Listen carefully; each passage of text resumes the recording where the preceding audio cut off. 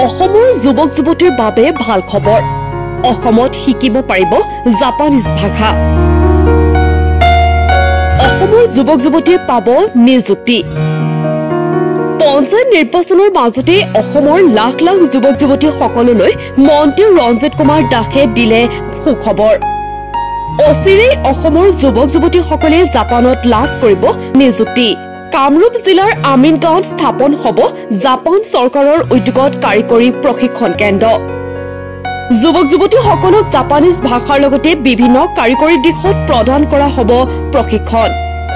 আমিনগাঁও পৰ্যটন বিভাগৰ নৱনিৰ্মিত ভৱনত মুকলি কৰা হ'ব এই প্ৰশিক্ষণ কেন্দ্ৰ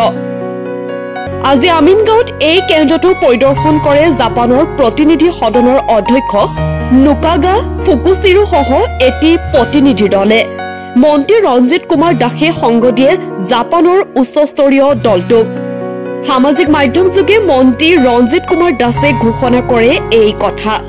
মুখ্যমন্ত্ৰী ডক্টৰ হিমন্ত বিশ্ব শৰ্মাৰ নেতৃত্বত এয়া সম্ভৱ হোৱা বুলিও প্ৰকাশ কৰে মন্ত্ৰী ৰঞ্জিত কুমাৰ দাসে নিউজ ডেস্ক এনি টক্স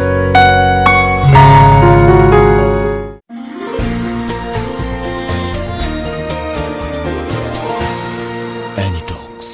হুতৰ বিপৰীতে ৰাইজৰ স্বাৰ্থত